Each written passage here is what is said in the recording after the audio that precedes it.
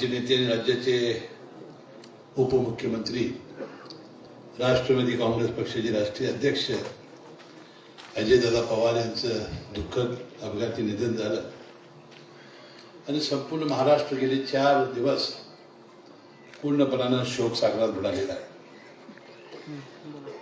आपल्याला माहिती आहे की अनेक वर्ष ते या राज्याचे उपमुख्यमंत्री होते. त्यांच्या कामाची हातोटी, विलक्षण मचक, प्रशासकीय कामाचा प्रचंड अनुभव,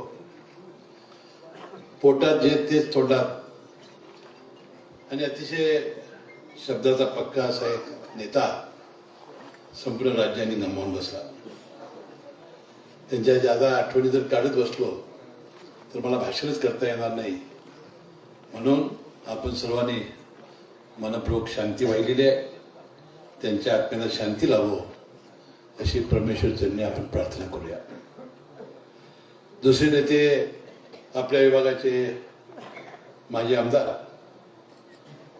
कैलास जोशी PN पाटील साहेब यांचे दुःखद निधन हे काही दिवसापूर्वी झालं. त्यानंतर राहुल पाटील, राजेश पाटील यांचे सर्व सहकारी अनेक वर्ष ज्या पक्षामध्ये निष्ठेने काम केलेलं होतं, मला वाटते त्या पक्षाने फार मोठा त्यांच्यावर अन्याय केला ही भावना निर्माण झाल्यामुळे ते राष्ट्रवादी काँग्रेस पक्षामध्ये आणि विशेषतः अजितदादांच्यावर माझ्यावर विश्वास व्यक्त करून ती आलेली होती.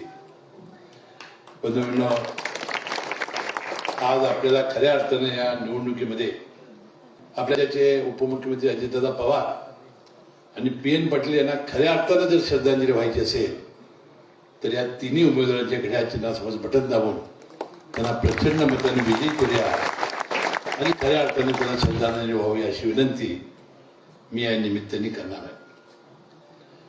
बंधूंनो, पिंटू सूर्यवंशीचं भाषण मी अतिशय लक्षपूर्वक ऐकलं. त्याच्यासाठी मी आता उल्लेख केला की एखादा हाडाचा कार्यकर्ता असला तरी छोटी छोटी कामं किती मोठी असतात हे सांगण्याचा त्यांनी प्रयत्न केला. सामान्य माणसाच्यासाठी आयुष्यात त्यांनी कष्ट केलेला आहे. कोरोनासारखं महापुराच्या संकटासाठी ते धावून आपल्यासाठी आलेले आहेत आणि अतिशय छोट्या मोठ्या गोष्टीसाठी आणि शेतकऱ्यांच्या अनेक अन्यायाच्या विरुद्ध त्यांनी आवाज उठवण्याचं काम, आंदोलन करण्याचं काम केलेलं आहे. जर पंचायत समितीची सभापती म्हणून काही संधी मिळालेली असताना एवढं त्यांनी काम केलेलं आहे, तर जिल्हा परिषदेचा सदस्य केल्यानंतर ते किती मोठं काम करू शकतील ते दाखवण्याचं काम त्यांनी केलेलं आहे. माझा आता विश्वास झालेला आहे की त्यांना आपण जर संधी दिली तर 24 तास तुमची सेवा करतील. तुमचं सुख, तुमचं दुःख हे ते सुख आणि स्वतःचा सुख मानतील.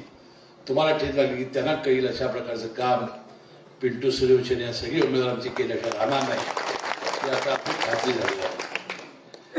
बंधूंनो, अनेक भाषणामध्ये याचा उल्लेख मी सातत्याने करत असतो की पंचायत समित्या, ग्रामपंचायत्या, जिल्हा परिषदा ह्या आपल्या गावातल्या स्थानिक स्वराज्य संस्था आहेत. यामधून आपल्या गावामधील ज्या मूलभूत विकासाची कामं आहेत, मग आरोग्य असेल, प्राथमिक शिक्षण असेल, घनकचऱ्याचा प्रश्न असेल, पिण्याचं पाणी स्वच्छ आणि भरपूर असेल, असे विविध विकास कामं ही करावी लागतात. ते त्यांचं कर्तव्य आहे आणि मला वाटतं पिंटू सूर्यवंशी यामध्ये कोणत्याही कमी पडणार नाही. तुम्ही संधी जर त्यांना आणि आमच्या या सगळ्या उमेदवारांना दिली तर प्रचंड निधी आम्ही दिल्याशिवाय राहणार नाही आणि त्यांच्या मागे तुम्हाला सांगतो आम्ही उभं राहू थोडा विश्वास देण्यासाठी मी इथं आज आलेलो आहे. बंधू, एखादा रस्ता केला की 5 वर्षाला तो खराब होणार, तो पुन्हा करावा लागणार. पिण्याच्या पाण्याची योजना केली की गाव वाढलं की नवीन पाण्याची योजना करावी लागेल, पाण्याच्या टाक्या बदलाव्या लागतील, पाईप बदलावी लागेल. म्हणजे काम हे विकासाचं निरंतर आहे, ते काय थांबणार नाही. परंतु त्याबरोबर ज्याचा उल्लेख पिंटू सूर्यवंशीने केला की याबरोबर आपल्या मतदारसंघातील गोरगरीब शेतकरी, महिला, युवक, बेरोजगार मुलं, तरुण या सगळ्या घटकासाठी, दीन असतील, दलित असतील, यासाठी आपण काय काम केलं आणि काय करणार आहोत हा महत्वाचा मुद्दा त्या विकासाबरोबर आहे. आणि मग त्याचा उल्लेख त्यांनी आपल्या भाषणात केला. आणि आपल्याला माहिती असेल की कागल विधानसभेमधून मी सलग 6 वेळा निवडून आलेला आहे. माझ्यासारखा सामान्य कार्यकर्ता 30 वर्ष आमदार राहणार. आणि मला एक गोष्ट अभिमानानं तुम्हाला सांगितली पाहिजे की जेवढी राष्ट्रवादी काँग्रेस पक्षाची 99 साली स्थापना झाली, जेवढे वर्ष 22 वर्ष माझ्याबरोबर अजितदादांच्या बरोबर मला काम करण्याची संधी मिळाली. दादा सोडून गेले, माझी इनिंग चालू आहे. दादाने एवढे लोक जायला नको पाहिजे होतं, परंतु 22 वर्ष या राज्याच्या मंत्रिमंडळात काम करण्याची संधी मला अजितदादांच्यामुळं मिळालेली आहे.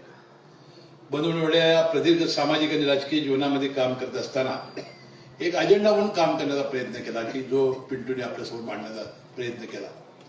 एका बाजूला विकास करणं, आपल्या भागातील विकासाचे प्रश्न सोडवणं, त्यासाठी प्रचंड निधी आणणं, त्यासाठी सातत्यानं प्रयत्न करणं, हा एक भाग तर लोकप्रतिनिधी म्हणून त्यांना करावाच लागेल. परंतु दुसरं काम ज्यांनी सांगितलं ते फार महत्वाचं आहे. म्हणून ही संधी या निमित्ताने त्यांनी आपल्याला दिली पाहिजे. कारण जी संधी मी 1999 साली घेतली, मी राज्याच्या मंत्रिमंडळात 1999 साली मंत्री झालो. बंधूंनो, माझ्या लक्षात आलं की संजय गांधी निराधार योजना या राज्यामध्ये आहे, परंतु त्यामध्ये काही त्रुटी आहे. त्या त्रुटी आपल्याला दूर कराव्या लागतील हे खातं मी घेतलं. आणि मी पंचायत समितीचा सभापती असताना सभापती आपल्या दारी म्हणून जो एक अभिनव कार्यक्रम राबवला होता, त्यावेळी माझ्या लक्षामध्ये आहे. अनेक विधवा भगिनी माझ्याकडे यायच्या, म्हणायचे की साहेब आम्हाला कोण बघत नाही, परित्यक्त्या भगिनी यायच्या. म्हणून ज्यावेळी संधी मला मिळाली तर विधवा भगिनीनं सर्टिफिकेट आणलं, नवरा मेला तर तिला पेन्शन देणारा कायदा राज्यामध्ये आपला आणला. जी परित्यक्त्या भगिनी आहे नवऱ्यानं सोडलेली, पहिल्या योजनेमध्ये सोडचिठी कोर्टात तिने आणायची होती, तो कायदा आपण बदलला. Success doesn't happen by chance. It is designed, engineered, and built.